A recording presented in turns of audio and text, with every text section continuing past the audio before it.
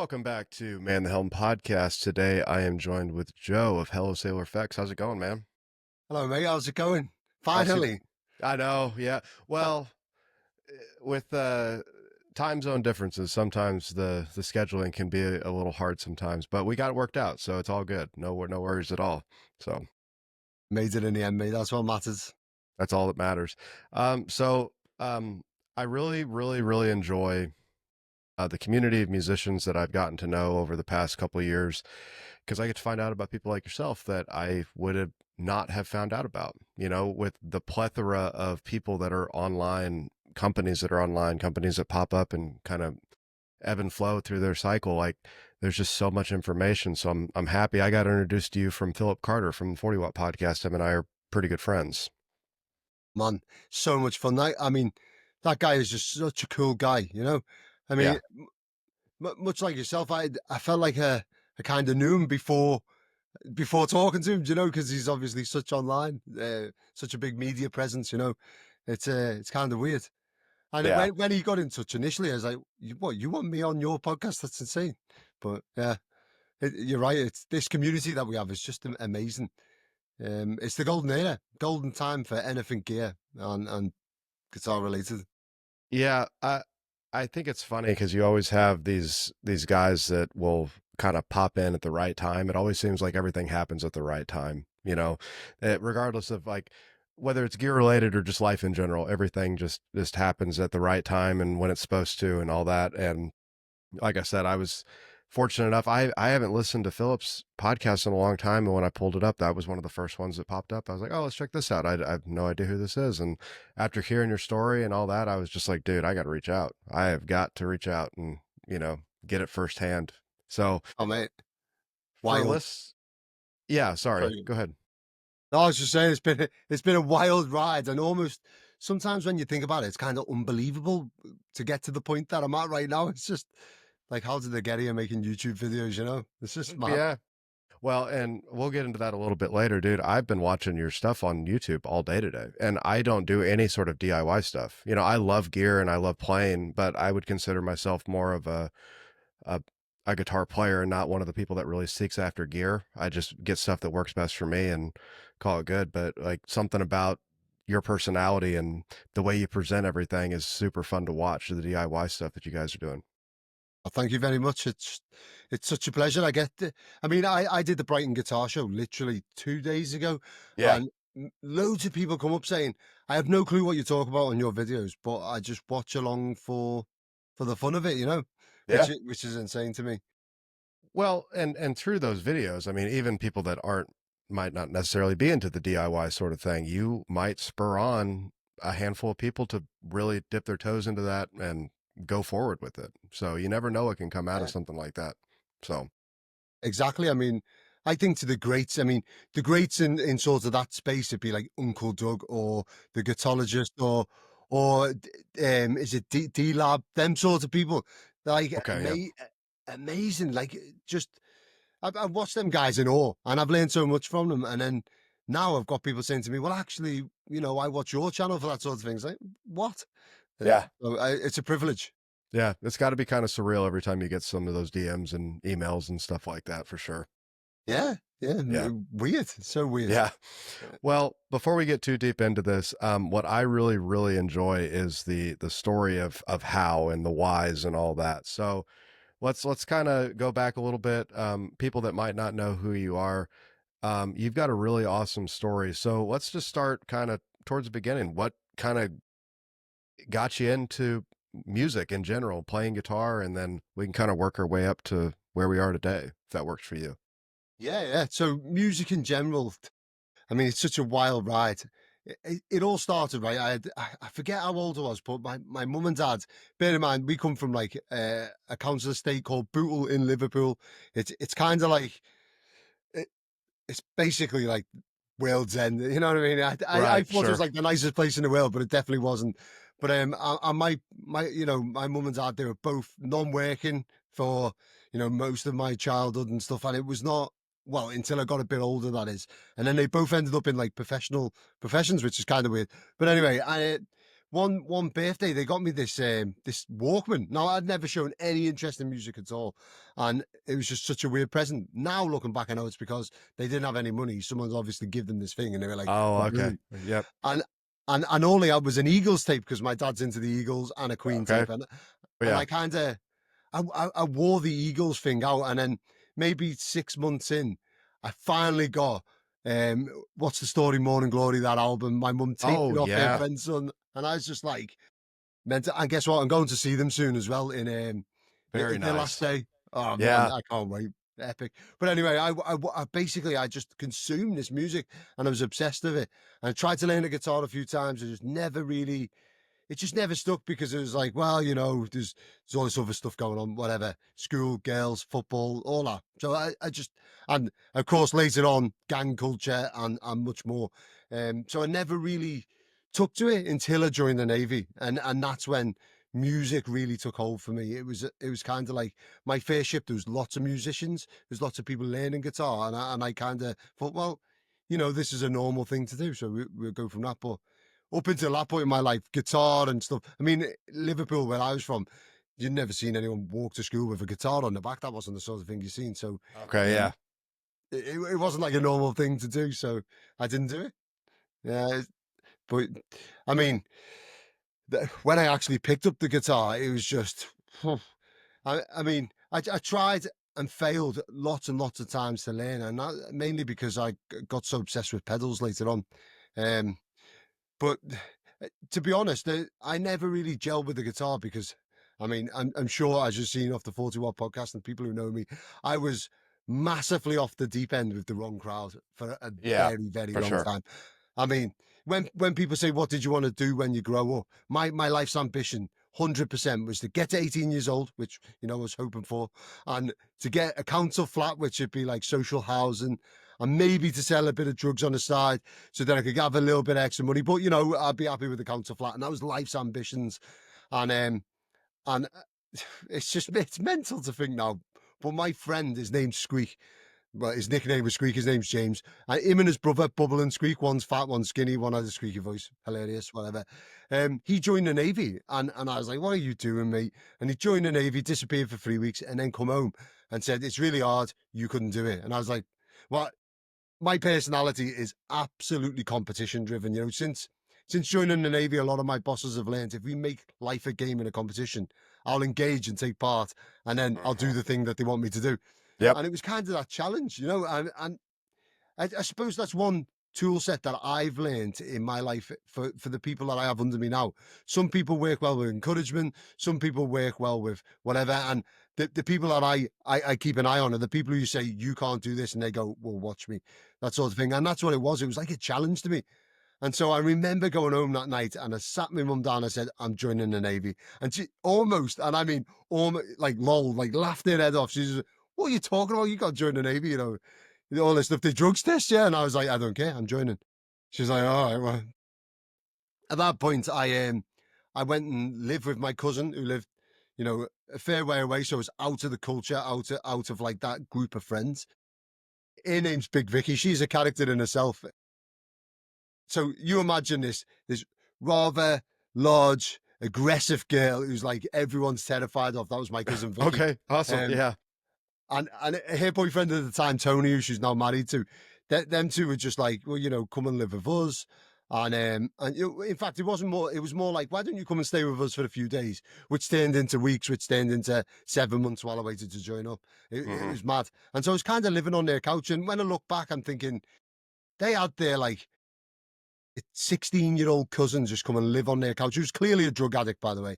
Uh, and at the time, I was taking a lot of soft drugs to come off the hard drugs, and they were just like completely cool with it. And they were like, obviously this is going to sort them out. Maybe that's what they were thinking. I don't know. But I'm very grateful for them for the time that they put into me. I would sit up all night smoking cannabis. I mean, it's not something I ever did. So I would never just like, I, I'm so out of touch now because I've been in the Navy for so long, but I would never like roll a cigarette with cannabis in, like a joint, and smoke that. I would never do that because that just seemed like, that was like child stuff. So I would like make a water bong or a pipe or whatever, and I just never smoked it with tobacco. Unfortunately, this is where I picked up smoking from, and when I joined the Navy, I was a heavy smoker. Um, yeah, so I'd sit up all night watching watching Hitchhiker's Guide to the Galaxy and getting Okay, stoned yeah. with my cousin's boyfriend, and it was like that's how I brought myself down to a level where I could, eventually kick the weed. Uh, Quite heavy drinking, but whatever. And then I joined the Navy, and I had no clue what life was about. I look back to that 17-year-old boy, and I think, God, you were so lost, and you just didn't know. And all the way through training, I'd be saluting, I'd be like MEM Halliday report, and I had no clue what MEM meant. In fact, before that, even joining up, so I remember this vividly. The day we went to the careers office, my mum, bless her, marched me to the careers office in Liverpool. Bearing in mind, at this point, I'd still never owned a pair of jeans in my life. Not Okay, since yeah. it just, if you wore jeans where I'm from, then people are like, he's got money, he's posh, Oh, okay. beat I him up, got you. I steal got what you. he's got type thing. And even when I'm saying these sorts of things, I've lost my accent from back home now, so it kind of sounds. Anyway, but we go into the careers office, and there's a guy behind the desk, and he's just looking at me like, "What the hell is this?" Skinhead, hands down the front of my pants, the attitude, all of this, just shaved eyebrow, clearly taking something. And he's just like, there's no way this kid's getting in. But he recognizes my mum somehow. And they get talking. And it turns out the guy's name's Paul. I won't say his second name in case he doesn't want me to. But he was what my mum eventually at this point had gone through college herself and she was a car mechanic for many years. And then at this point, she was teaching car mechanics in college. And it was one of her students who had left Oh, during the there you Navy. go. Yeah. And it's almost like the stars aligned because, Mhm. well, anyway, yeah. So he took pity on me, and he was like, what do you want to join up as? And basically, I think I said, I want to shoot guns. And he was like, yeah, engineer, which is nothing to do with guns, but whatever. Probably because my mum was a car mechanic, teaching car mechanics. I don't know. Um, but it's funny because later on, years later in my career, we did this scheme where we were training people who signed people up for the Navy. And I sat down with this group of 8 people individually who interviewed me. And they said, just pretend you were the way that you were. And all 8 of them turned me down. So I would have never got in if there'd have been another human behind that desk. So thank the Lord, whatever, the cosmos, and my mum mainly. Right. But I got in anyway, and I got in as an engineer, which is marine engineer mechanic.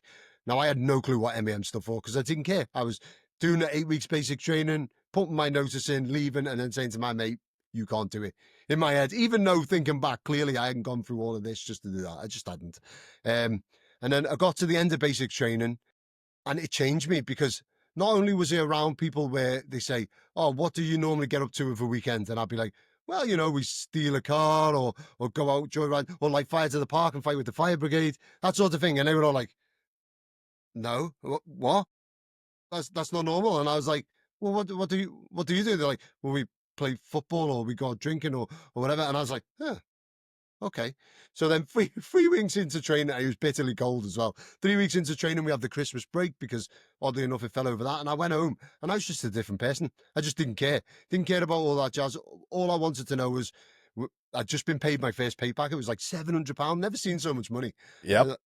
Uh, and I was just like clothes, girls, and Navy. And from that point on, I was like military, but I still hadn't committed. Then we get to the end of our course, and the officer calls us all in, and he's like, you're a medic, you're off to so and so for your training. Use lot here, your marine engineer mechanics, and I was like, MEM. All right, that's what that stands for. You're going to HMS Sultan, where I'm working now. It's the engineering school, whatever. Put us on a coach, and on that coach there, I remember thinking, my mum had just come down for the passing out. We do the throwing caps. I don't think I've ever been so proud. So I was like, I'm never leaving this job. I'm just never leaving it. I was bought in. And in fact, about 3 weeks later, I got my first Royal Navy tattoo. And I was like, that's it. I'm in 22 years. And it's never been in question since. I bought into the lifestyle. And I would say it saved my life and changed me from being the nightmare that I was back then into being who I am today, which is kind of crazy when you think about it, because it was just such an off chance encounter that Paul happened to be behind the desk on that particular day. And now being in the Navy, and I know how hard it is to get into the careers officers as a draft. It's like a unicorn draft that everyone wants and no one gets. So what are the odds that someone that my mum taught in college would be there? None, basically. Um, Yeah, so that's how I ended up in the Navy in the first place, and then guitar crept in, and I just got obsessed, and I never took it past the threshold of just the odd learning until we deployed in, I think it may have been about 7-ish, round about that time anyway. I'd had my first promotion, and we deployed, and I finally got into like tube amps and stuff like that, and my tube amp broke. So I had it was a tiny tenor, just great little heads. A tiny tenor head on a 1 by 12 speaker or whatever for playing with my ship's band, and the thing just stopped working. I was like, "What?" It was clearly a surge from the ship, but I didn't know any of this because I was like at and what we sit in the Navy, we have M's and L's, so mechanics and electricians. Okay, yeah, Generally, when I joined up, not now because we're not allowed to discriminate, but when I joined up, it was like, "You're stupid. You're going to be a mechanic. Here's a spanner and a hammer. Hit things hard if it doesn't work," type thing. And that was me. Or oh wow, you're really clever. Here's some maths and a fluke meter. You're off to be electrician. And so I went and seen the electrician, said, "Any chance someone can look at my amp?" They're like, "No, we're too busy." Great. I emailed around a few places. I mean, we were in the Gulf. The chances of getting an amp repair guy in Dubai or in right. Bahrain, yeah, it's not happening. So I was like, well, and then I got a guy in the UK said, "I'll have, £50 to look at it." I was like, "Fuck, no, I'll Yeah, just do it myself." right. Oh, and this was, it sounds weird to say, but this was mainly pre-internet, before internet become like a part of the fiber of your being. Like now, if you said to the lads on board, you can't send any emails and you have no internet, they lose their mind. Whereas back then, you'd send one email, it'd go to someone in the MTO, and they would send it off. So it takes so long.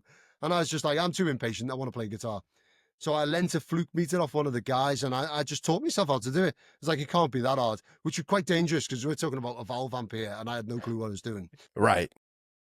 But I fixed this amp anyway. I traced the circuit out, fixed this amp, and I just got a love of it. It turned out it was only the HD fuse. Well, there you go. Okay. Yeah, yeah. I learned how to line check or whatever, and I was like, I'm building myself. Hello Sailor Effects fashion. I went from fixing an amp, don't know how to use a fluke. I was like, I'm building myself a Dumble. That's what I'm doing now. Next to them. But to get there, I was like, logically, I can't pick up a Dumble kit, and well, there wasn't Dumble kits back then, and start building this amplifier. I'll build a few pedals. And I remember I started building pedals, and it kind of consumed me from there. I remember thinking like, I should really play guitar here. And I was like, nah, I'd rather build pedals. And for many, many years, I wrestled with this. So I'd be like, if you want to build pedals, you have to practice for an hour. And then it'd be like, if you want to build pedals, maybe you only have to practice for half an hour. And it went until I started watching that pedal show, which ultimately got me back into building pedals after the layoff, and in the distant future at this point. That I was like, do you know what? It's okay to not play guitar because I'm never going to be an amazing musician. I'm just not. I'm basically tone deaf. My timing's all off. I've got terrible technique. Fine, and that's okay. But I have this one thing that I can do that I've put thousands of hours into, and that's build pedals. Like, I can get a sound out of the parts. I've built that many. I've put my 1,000 hours in, type thing. So I've kind of made peace with that. But anyway, I got deep into building pedals, and largely, you can see from the back in them days the progression from then to now on my pedals. I've got one in front of me which is like velcroed on. It's like the third ever pedal I built. I managed to track it down. It was the same guy that owned it from new, and he swapped it for one of my new pedals. And he was like, "Are you sure you want this old thing for one of your new ones?" Like, yeah, I'll take that. Right. But yeah, so I got obsessed with that, and then you know, I I'm a Navy guy at heart, so that throughout this time, the Navy's ethos was keep him drunk, keep him stupid. So if you're very drunk, you're at sea, you won't have a girlfriend because you're generally very drunk. If you haven't got a girlfriend and family, then you're likely to want to be at sea. So you want to be at sea, that's great. And I kind of lost touch with building pedals because I wanted promotion, and I focused on that for a few years. I had a marriage that broke down. I had my kids and stuff like that. So it was a tough time. And then 2017, no, 2016, sorry, we deployed out to the Gulf. And my boss Jerry, he said to me, "Mate, you've got the helm on this one for the rest of this deployment.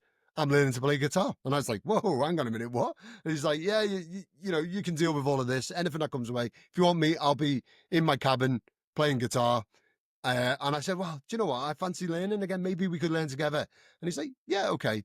And I instantly just, instead of buying just a guitar, I bought a soldering iron and loads of other stuff, and I just started building pedals again.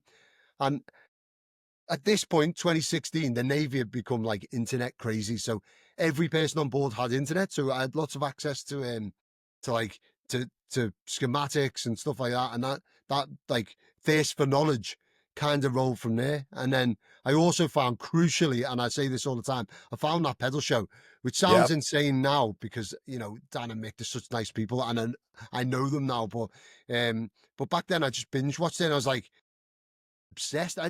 At first, I had like the tiny tenor amp, a tube screamer, and a Les Paul with EMGs. It was like the worst setup ever. It's so Sure. spiky, and I was like, why does this not sound like Kossoff? It looks like Kossoff's guitar or whatever. And then I learned so much from that pedal show. It kind of developed how I was building pedals because it's like, oh, hang on a minute, this is what you do to get this. And I'm very grateful for them guys because they literally got me back into building and made it an obsession. Um, and then I started Hello Sailor back then, 2017 in November. I remember it. That was the first couple of pedals on my return. And I've been building consistently ever since. And that includes, you know, um, drafts at sea. I've been as far as up to the Arctic, being shadowed by the Russians. I've been out to Guam. I've been tit for tat with the Chinese. I've been all over the world, and I've built pedals in all of them places. In fact, there's a YouTube video um, floating around where we're out in the Arctic and we're being tracked by this Slava class cruiser or whatever, and I'm building pedals. I'm right in the bowels of the ship building pedals. And I was just about to start taking pictures of just the tag boards on the desk, but I pressed video by mistake, whatever.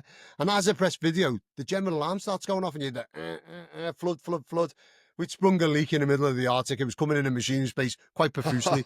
Um, do you know, if anyone's ever served on a ship, you'll understand. Like, your worst fear is it's probably a fire and a flood mixed together, but a flood that low in the ship, it was coming from a valve at the bottom of the ship. And if you have something heavy pushing down on water, it's pushing the water in. It, but anyway, they make the pipe, and I stop and say something like, "Oh, they messed up that pipe. I hope we're not sinking." Ha ha. And then as a laugh, I instantly hung that up down the machinery space, swimming around in Arctic waters with my guys to plug this leak. It was quite, and all of that. Every pedal that I built then will have that annotated on the bottom of the pedal because I'll put built in the Arctic, being tracked by a Slava class during a flood or something like that.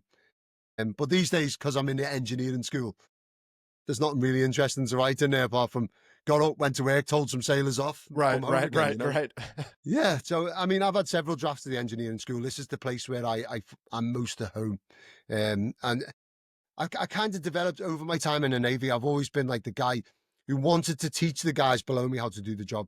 A lot of the guys I see when I was growing up, you would follow them round, and the chief would be like, "Hand me the whatever spanner." You'd hand them it, and that'd be your job. Or carry this, pick that up, clean this.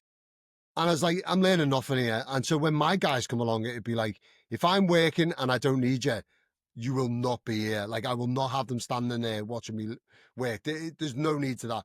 But if you are here, I'm teaching you everything I'm doing. And, we have this philosophy now. It's called train your own relief. So if I teach you how to do the job, I no longer have to do that job, as long as it's not something that takes the qualification to do.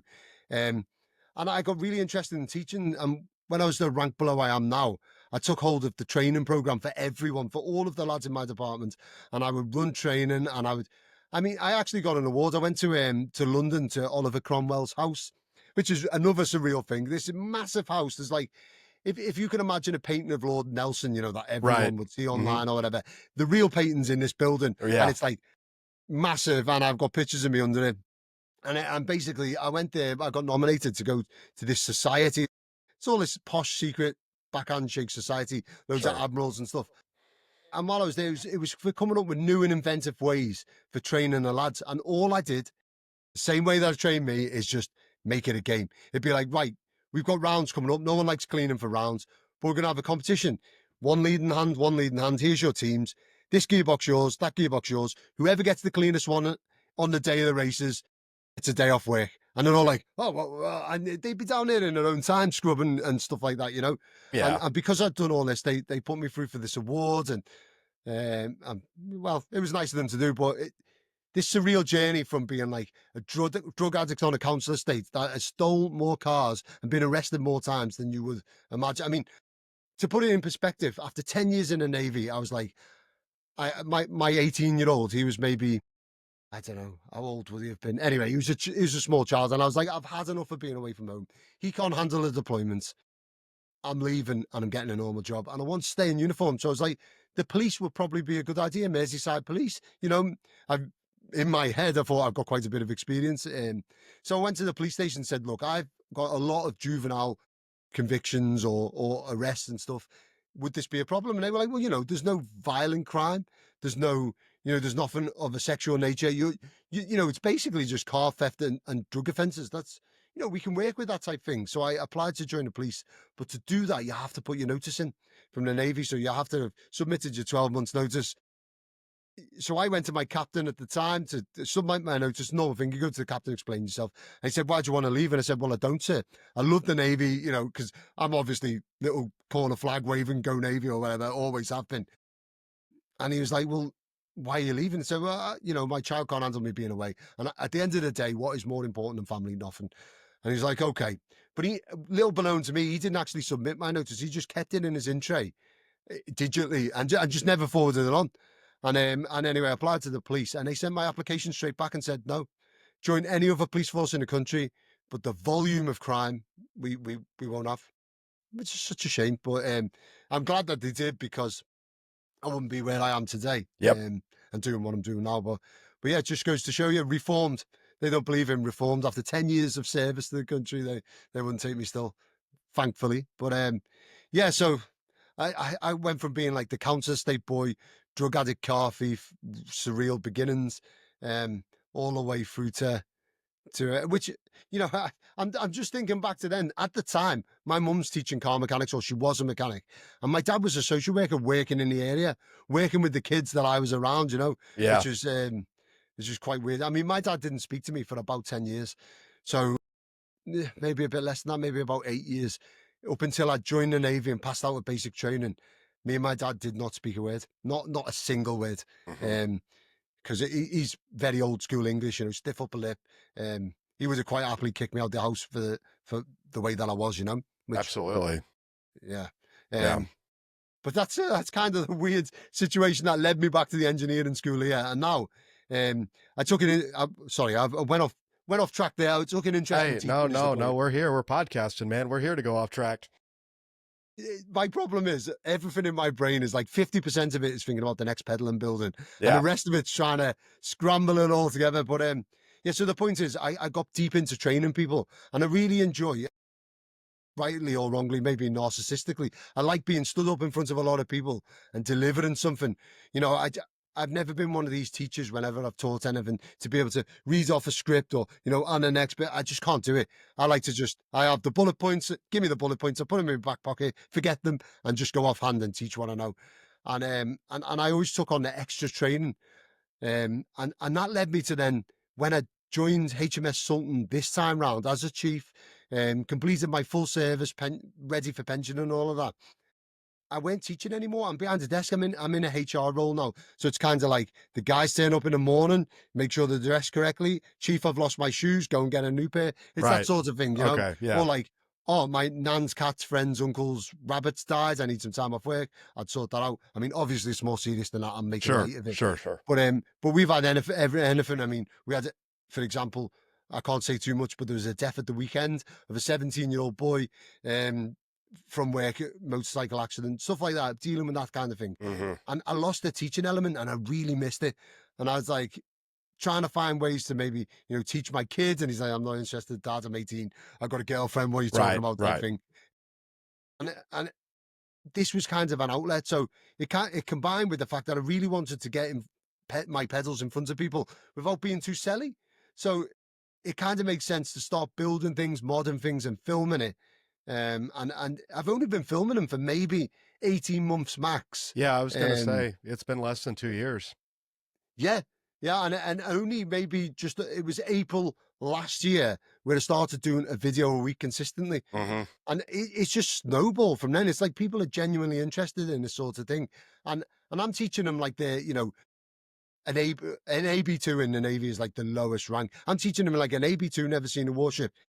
Here's the soldering iron type thing. Here's how you solve it. I'm taking it back to the bare basics, and people seem to really respond to it. And I'm really glad that it's not become a selly thing for Hello Sailor Effects. It's become its own thing, where people are just getting value from it, and that's the feedback I'm getting. So I'm really pleased. Yeah, absolutely. I mean, ultimately, I'm sure you wouldn't mind selling pedals, but that's not the end goal. The end goal is because you love making pedals and you love teaching. I mean, that's the goal. And being genuine online is the best way to be successful in any way or shape or form. You know, you start trying to just sell your stuff and just say, hey, here's the new thing I made. Well, we can do this, this, and this. And it's just going to fall flat. No one's going to see it, you know? Yeah, I mean, I learned that from, believe it or not, of all people, Brian Wampler. Okay. Yeah. So when he was the indie guitarist back in the day, and we got 5 seconds of internet where you'd log on, you'd load one page and it'd be like, right, that's enough internet for you. Off you go, mate. I would always try and get his posts up. Anything, any thread that he was involved in, I'd be like, right, that's my target today, indie guitarist. I had no clue it was Brian Wampler, by the way. Even later on, when it was Wampler pedals, I was like, wow, these pedals are amazing. Didn't know it was him at first anyway. And he was saying online, like, you're not trying to sell pedals to people. What you're trying to do is make friends. And then maybe in the future they buy a pedal, but who cares? You're just making friends. And that was a really great approach, and it served me very well. And I've got most of my friends now are from the pedal industry. If they're not Hmm. military, they're kind of from that world. And some are from both, which is quite amazing. I think that's what I've tried to do with the channel, is maybe just bring value to people. And hopefully more people pick up a soldier and iron and go, it's okay to make a mistake, because we can speak about the epistemology behind it, but for me, I love building pedals, and I build them very different to anyone else because I've kind of been taught wrong. You know, Right. people Right. say to me, I get it all the time. They say, I like these snips. I use Hmm. them for everything. And people go, that's the wrong tool for that. I'm like, is it the wrong tool, or is it I'm 5 decks down on a warship, they're in my pocket, and it would take me half an hour to get somewhere and half an hour back, by which time the ship's dead. So, is this the right tool or the wrong tool? And they're like, yeah, but you're not on a warship. Like, I know, but this is how I do it. It's just a force of habit. And a lot of the feedback I've got off people, which I absolutely love. If you watch a video, anyone watching this, and you're like, oh, I really enjoyed that, please let me know, because that's what I feed off. And I've had people say, I really didn't want to build pedals because it seems like, the internet mafia are going to jump on me if I do it wrong, or someone's going to, whatever. And he say, but you've made it okay to be wrong, because you're wrong quite a bit in your videos, and you just go, right, this is how I rectify that. Or you say, this is the wrong way to do it, but it's how I do it. I'm not scared about taking the flack. I get a lot of the trolls. In fact, I feed off the trolls. Yeah. It's just it's my. In fact, I remember my first troll. If you're out there, I won't say his handle, because this is how excited I was. I remember his handle even now. I was so happy. Then I got the first troll. I almost sent him a super chat, because I was like, "Thank you so much. I've made it. This is amazing." I love it. I love it when people tell me wrong, especially people in the know. There's a lot of people who are in the electronics business, in the pedal business, or manufacturing. Who'll go on my pedal videos and say, "You're wrong. You're teaching people wrong, or this is wrong. Use the wrong part for this." And I'm like, mate, come on. And really what they're trying to do is get a reaction out of you. Yeah. But Yeah. I mean, this year it's been 23 years in the Navy. If you think that you can get a reaction out of me, and I'm a chief engineer, if you think that you can get a reaction out of me on the internet, you know, there's much worse things said in the bowels of a ship while you're away. Let me tell you, that's One. dark military humor. You're not I catching me up. I can 100% relate, man. I was an infantry guy for a very long time, so I completely understand the thing with the internet stuff. It always cracks me up when I talk to friends of mine or other people that are trying to start any creative endeavor online. It doesn't have to be gear related, but most of my friends are doing the gear related stuff. They always say, "Well, it's oversaturated. I can't do this. It's too many people do this." It's like, dude, but nobody's seen you do it. It You're the one that people are going to watch. People can look up how to mod a tube screamer, how to mod a DS1, how to do, anything from start to finish. But if it doesn't have the personality of the person behind the camera, it's not going to do anything for you. Exactly. Yeah, I get a lot of people say to me, "Oh, well, you could build this pedal for $30." Great. Yeah, You could build it for $30, yeah, but I'm a chief engineer. They pay me a lot of money in my day job. I couldn't have built it for $30 because that's like the time it takes me to make a cup of coffee without being big-headed about it. That's what the Navy pay me. So, if you think that you can make it cheaper, that's fantastic. Here's me giving you the tools to be able to do that. absolutely. Get it wrong. They're like, well, your pedals you made for £30. Yeah, great. That's amazing. $30, £30. You could. And actually, I'll give you a video now that you can just follow along and do that. Or you could buy one of my pedals and have both. Certainly I do. I've got like 8 Range Masters right there. Some that friends have built me, some that I purchased along the way. And I love each of them dearly. Some are worth like 10 pence and some are worth hundreds and hundreds of pounds. Like my R2R electric Range Master. I bought that before he was R2R electric, when he Yeah, just yeah. started out. I think it's number 77. Um, Wow, yeah. I, I know it's like one of the first ones with the clicker switch on, easy Mhm. to select the tone. He didn't have a badge at that point, and that Range Master is the one that I test everything against. It'll go to my grave, and it's worth a lot of money, Yeah, compared to the others. Does it sound better? That's completely subjective. right. I don't even see that as being a reasonable argument. When someone says, "Oh, this sounds better than that," you're being ridiculous. Because I think a Strat sounds amazing, but I could never play one because of the ergonomics. Or maybe I like Paul Kossoff's my favorite guitarist. He's the best in the world to me. Well, maybe not to someone else. It might be Jimi Hendrix, or it might be someone new. It's an artistic endeavor, so it's all subjective. It's ridiculous when people say that's wrong or that's pointless or whatever. It's all got to be taken into context. My absolute favorite saying, and my favorite is, the crowd can't hear it. Like, great. You think the crowd can't hear it, but let me to explain to you why they can. So if I put an NKT 275 germanium transistor in a pedal, it may sound worse than a modern germanium or a Soviet germanium because they're built to better standards. It may sound worse. It may be out of tolerance, but I know that transistor is in there. So in my head, I'm like feeling really good about this pedal. When I click it on, it may pop, it may whatever. I click it on. I'm thinking NKT 275, really rare and expensive. That makes me feel good. If I feel good, I play better. If I play better, it sounds better. That translates to the crowd who have a better night. They give more praise back, makes me feel better even again. I play better again. Ipso facto, that transistor has made me sound better. It's a fact. Yeah, Just because if you recorded it, it doesn't sound better. It's got nothing to do with clinical measurements like that sort of thing. It's everything to do with feel. So how can you be, the same person may go on another thread and say you've got to feel the music. Well, you just told me that I can't feel because it's a right. numbers game or Yeah. whatever. It's all ridiculous. Just take it for what it is. It's an artistic endeavor.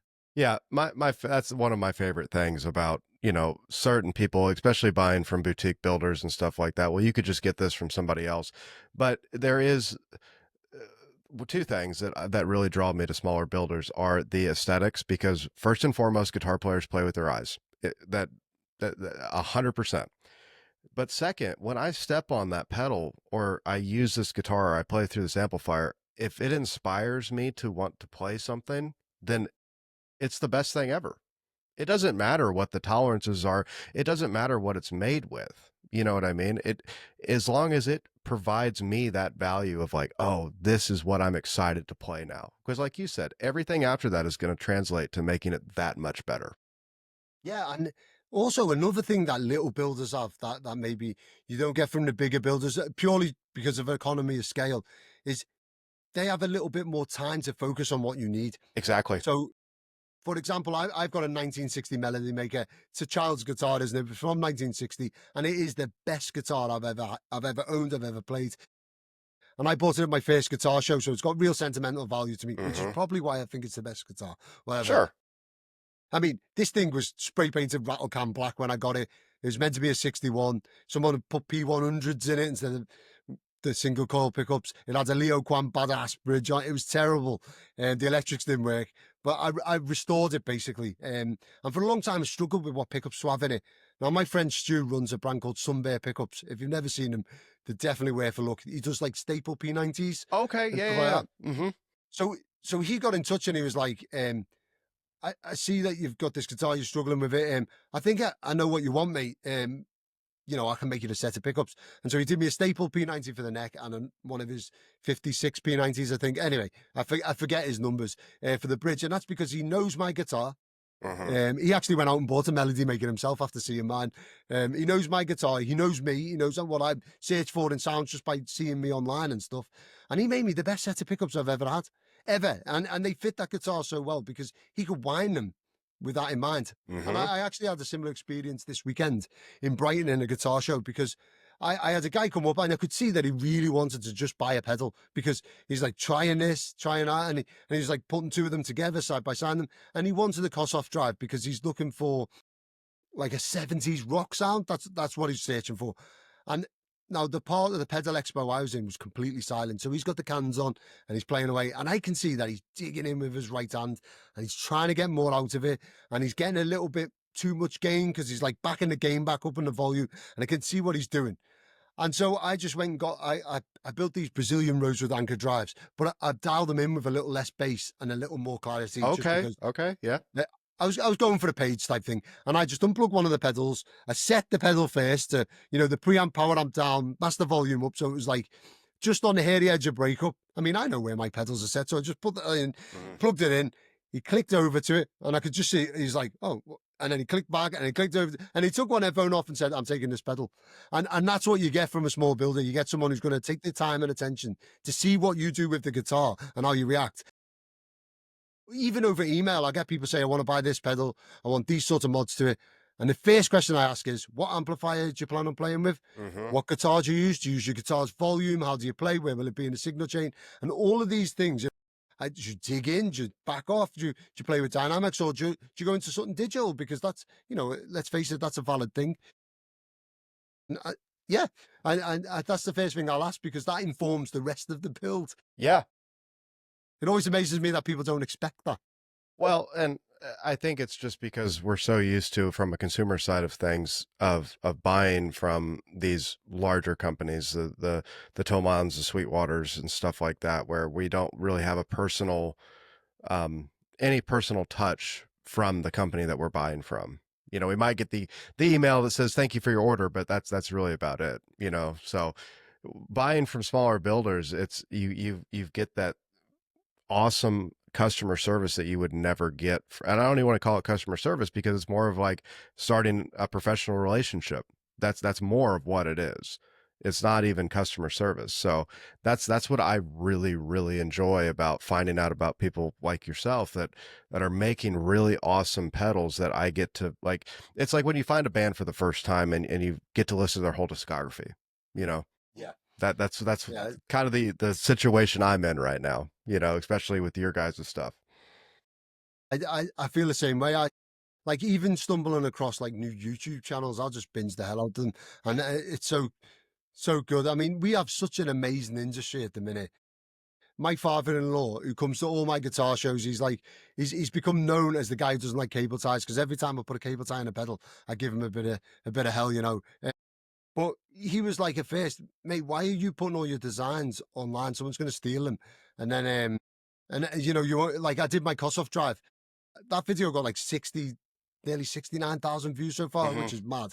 And he was like, don't put that online. That's your design. Someone will copy it, all of this. I was like, no, the guitar wheel doesn't work like that. And he just couldn't get it. And the other day he said to me, do you know what? I understand now. You all help each other out. And you're all on the same team. It's like the rising tide raises all ships. That's the best way of putting it. Hmm. I've always wanted to build a community, but I've never been the guy who's ever wanted to follow anything. Like I've never been the guy who's been like, oh, I'm happy to go along with this. I'm happy to, especially in work. Not a chance. I've always wanted to be the guy at the front saying, let's do this. Follow me. So I kind of took that approach from the Navy with guitar pedals, especially with the YouTube stuff, because as you say, 18 months ago, I hadn't even posted the video. Hmm. Yeah, it's insanity. Well, I like what you said about it. It's not competition. It's helping everybody out, especially in this community. And I think that goes across most facets of the music industry, as far as like the social media side, the building side, and even the artist side to some extent. But at the same time, maybe it's just from my perspective, I don't really see where someone's just following a leader. It's like we're all leading ourselves and people are kind of going with us, but there's a bunch of branches that are going off, and I'm going to follow this guy a little bit. I'm going to follow this guy a little bit. I'm going to follow this guy a little bit, but we're still all doing our own thing. And any way we can help out, that's usually what is going to happen. Yeah, and it's like an amalgamation of each other. Um, like you soak up other people's style and make it Hmm. your own, Yeah. and it's just so good.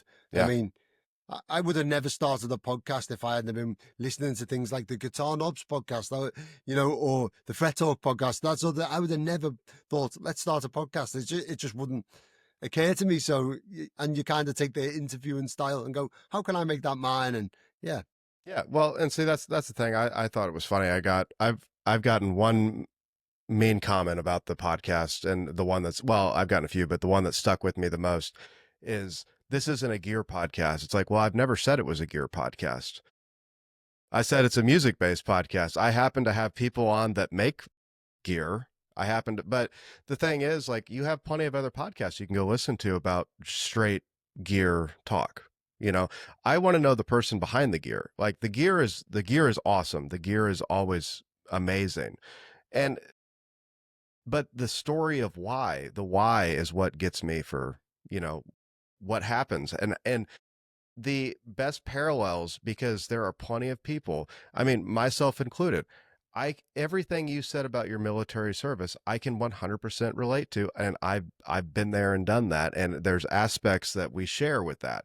And there are plenty of people that will listen to this and think the same thing of the entire story, from, early childhood to present. There's going to be parts that they can relate to you, and if they can really relate to you, now they're going to find your videos so much more enjoyable. Now, when they buy a pedal, it's going to be that much better for that customer or that consumer. So that I just really, that's why I've always tried to treat it that way, at least in my opinion.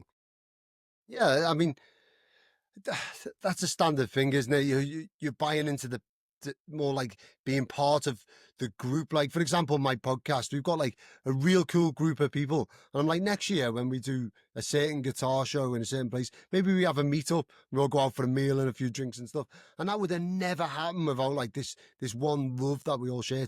It's a lot to have in common with someone. I think it may even be that pedal show guys that have said that.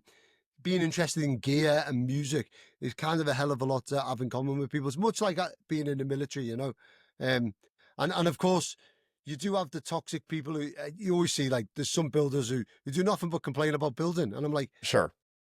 this is the best time to be alive. What a time to be alive! Why would you be upset about building? Or you get the, I mean, certainly in the military, you must have seen, you get them people who go around saying, "I hate it. This is terrible." Right. And Yeah. and when you're in that closed off environment, everything's amplified. I mean, I always bring it back to like Big Brother, but lately my wife's watching. What is she watching?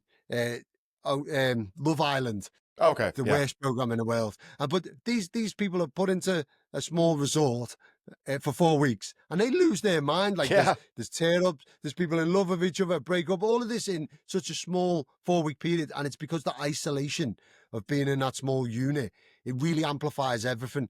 And the military is much like that. You can go from the best environment in the world, really positive, to really negative on your next draft. And I really experienced this on my last unit. So I come from a ship called HMS Monmouth. Now this it's decommissioned now, but it's the only ship in the fleet that had a black crown, a black badge, because the Duke of Monmouth was excommunicated for trying to kill the king.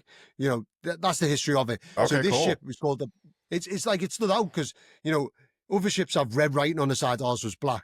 Other ships have a colourful king's crown. Ours is black. And it's like, we're the best ship in the world. We're different from you. Fear nothing but God was our motto. And that is like, and everyone bought into it. And everyone who served on that ship was really bought into the Navy and really bought into the success of that ship. Now, fast forward to being a chief, which is, you know, it's the best rank I've ever been. I love being a chief. I joined HMS Kent, and it was the complete opposite. Everyone was walking around with their heads down. Everyone saying, it's shit, hate it, don't want to be away from home. They were drawing little penises around the space. So you go in the machine space, coming down the ladder, there'd be a little penis. Like, what are we doing here? We're meant to be in, Right. do you know what I mean? Are we Yeah. children or something? And it's because you say to someone, what's the ship's motto? Don't know. Not a clue, chief. Like, what? So I set about building a team and a family from that, because at the time the Navy's very strict on its working hours, you know, and it's like basically you end up working about 16 hours a day. And it's like at this time you work, this time you eat. And I don't agree with that. I think humans work when they work. And you know, the gym, that's what most people want to do when they're away, is go in the gym. But you know, there's a 2 hour window when the whole ship's company is trying to train. It just doesn't work. And but you couldn't say to the lads train in a working day because they would just never do any work. So I set about building this ethos where I was like, the ship's motto was Invicta. HMS Kent, affiliated to the town of Kent. Invicta's their motto. And I was like, let's make that go out there. And I set about saying HMS Kent's the best ship in the world. And people will be like, at first they're like, what are you talking about, chief? And I'll be like, no, this is the best ship in the world. I'm the best chief in the world. This is the best ship. We're going to smash it. We're going out to fight the Chinese. We're going to fight the Russians. You know, Russia had just invaded Ukraine. People were in a puddle of piss. And I'm like, no, this is amazing. We get to show what we can do. This is fantastic. And they're all like, oh, well, if the chief thinks so, I mean, and they've never met anyone as aggressively happy and enthusiastic as me. I mean, I remember the morning that Putin invaded. I remember it as we sat there eating our cornflakes. We're doing our pre-deployment training. So as you know yourself, pre-deployment, you're waking up to do damage. You know, there's casualties around who are pretending to be it, and everyone's a little bit heightened anyway. And they invade in the morning, and I'm sat in the mess there where we eat is kind of with the higher officers as well as the SNCO, so my level, Okay, yeah. the senior non-commissioned officers type thing. And the ops officer, who is third in command of the ship, bearing in mind, he's in charge of the operations room, the warfighting bit, is basically crying into his cornflakes, saying, they have hypersonic missiles, we're all going to die. And I was like, and so I sat next to him purposely. He's with a load of young officers, and they look truly terrified me. I'm telling you, they look like if I shouted boo, they would all run out type thing. Yeah, right. And so I sat down there perfectly. I was like, "What are you talking about, sir? I hope we get hit." And he's like, "What? What are you talking about, chief?" And I said, "I hope we get hit right in the forward part of the ship because that's where I am, and I'm going to smash it. I'll save the day. I'll show you what a chief can do. I'll be there. I'll do this." I had no chance. Like if we get hit by Sure, hypersonic, this ship's gone. sure. Whatever. Right. And all these officers start going, "Well, a chief's done like 22 years, and he's not scared. He's got way more knowledge than this ops officer." And I was like, "No, fuck him. I hope they come for us. We've got this. We're the best ship in the fleet. You know, we're HMS Kent, Invicta, you know, that sort of thing." And they're all like, "Oh, well, the chief said so." And they all calm down. And this guy argues with me all the way through. And he ends up ditching his breakfast because he's that upset that I was like, no, no, no. We're the Royal Navy, mate. We're the best in the world. We're the senior service. This sort of thing, all the jazz. And he goes away and he speaks to my boss and he's like, "Your chief's a warmonger." And so my boss sits him down and goes, "Look, Chief Halliday is a character, but he doesn't believe that. He's got small children. You know, he's doing what he needs to be in that moment. You were clearly being weak, and he was clearly showing that you have to be strong in front of your subordinates. You know, this is the ethos. We're going through this training. We have to pass the training. So if everyone's scared and on the back foot, we're never going to pass. And you know, we are going out to a dangerous area. So you also need to have that confidence that the people around you are going to do their job." And this officer now, I actually bumped into him maybe 6 months ago in the role that I'm in now. And he come through and he said, "Oh, chief, I thought you'd be in Ukraine fighting now." I was like, "No, I'm a chief engineer in the Royal Navy. We're not at war, sir." And he was like, "Oh," and he still hasn't let it go clearly, but you know, whatever. It's about inspiring people. I mean, that relates to the guitar. If you can inspire people to pick up the guitar, to play guitar, whatever, that's great. But you know, I just translated from that military service. So like I changed HMS Kent around so bad that the next time we went through our basic training for our next like stint in the danger zone, we went out to the South China Sea, did a carrier strike group deployment, all of this stuff. When we were prepping for that, we went through training and all of the trainers that come on, so they call them the FOSS staff, flag officer sea training. They're like the pinnacle guys. They're like the most experienced or whatever. When they come on board, instead of saying good morning to people, they will walk around saying Invicta. They're saying the ship's motto because they know that that's the thing to do because they want to win our favor because we're the best ship in the fleet. Invicta, that's what you say. And it got to the point where people would be saying things like, "We got a weekend off work," and they'd be like, "Oh, Invicta, that's great." Instead of saying good morning, say Invicta or whatever. And everyone bought into that ethos. even the guys who come on board externally who are very, very professional and like, stamp out any joking and that sort of thing, even they were buying into it because I'm relentless. Like 5 o'clock in the morning, they'd come on board and everyone would be tired. We'd be up for 2 hours before they come on, and everyone would be making a coffee all of a sudden, be like, "You ready for the day, Chief?" And I'd be like, "Ready? I'm surprised you're having it already. What are you doing? I'm bored." All this sort of stuff, and I didn't believe that. I was knackered, but you just never let yourself sink down to the point where people see the chinks in the armor. You've got to be that guy that inspires. And I'd like to think that when I'm building these pedal builds, and I get a lot of trolls, I welcome them, which is probably why I get a lot of trolls. And I'll put something in and say they're gonna love me putting this cap in because I'm using something really old or whatever. And I do get a lot, but they're never gonna deter me because I have that mentality, and it's just never gonna happen. No, no. And that's one of the best things that I like to preach on this show, because everybody that is in this sort of creative space, whether it's music or any other creative endeavor, the person that's going to stop you is you being in your head about it. You know, that person that's online or that person that says whatever to you, that should be lighting a fire under your ass instead of putting you down. That's really what it should be doing. So, I mean, for people that are listening, that if you're getting the hate, that means you're doing something right. That truly 100%. means you're doing something right. So, I I get it. The people that are there because there's something wrong with them. There's nothing wrong with you. There's something going on in their life where they are not happy. That's all that Yeah. is. Yeah, I mean, I get a lot of people say, "Oh, you're so brave for the content you put out. You put out loads of content, and you don't care what people say." Like, no, no, mate, that's not bravery. Bravery was the guys who went into that flood with no protective gear on, and stood on each other's shoulders to push them under the water, freezing cold water to close a valve to save the ship. That was bravery. This is me talking in my garage workshop that's been kitted Right. out, to Right. to a camera. That's not bravery. That's just me doing something in my shed. Come on now, let's words are words. They can inspire you, and at some point words can be a net positive, but if they're bad words, they're just words. Yeah. you know Yeah. who cares? Who exactly? That is one of the best things ever. And I remember talking to my wife about that, and it's like, dude, I've already been through too much. I don't really care what all this is trivial at this point. Like you said, I'm coming up in a spare bedroom and I'm playing guitar and I'm making videos. That's what I'm doing. Like it's not anything crazy. It's the same thing, man. So, well, we're about at the end of the episode. So, let's get all your plugs out of the way. Where can everybody find you at? All your links and all The that. So the best place is either Hello Sailor FX Official on Instagram or Hello Sailor FX Official on YouTube, because they're the two that answer most. And it's, instead of it being Hello Sailor FX, there is a Hello Sailor FX out there. I got locked out of my account on my last deployment because one minute I was in an American base where the signal comes from America. The next minute it was in Guam. The next minute it was in Japan. Yep. And so completely locked out of everything. I had to start again. All of them followers or whatever. So it's Hello Sailor Effects Official on Instagram and YouTube. Or if you want to look at my pedals, hellosailoreffects.com. I'd like to just say thank you to everyone who watches the show and stuff, because it makes this dream real. I mean, this is a dream, let's face it. And I'm really appreciative. And thank you for having me on the podcast. This has been a real fun talk. Yeah, absolutely, Joe. I was really looking forward to it, man, especially after, perusing all of your social media and then hearing the podcast with Philip, especially. So, yeah, man, I appreciate you taking the time for sure. Thank you. It's been awesome. Yeah. Well, for Joe, we're going to go ahead and wrap this up. If you want to check out any of those links, they will be linked down below in the show notes. Check out hellosailoreffects.com, and we will check all of you guys next week on Man the Helm Podcast. See you later.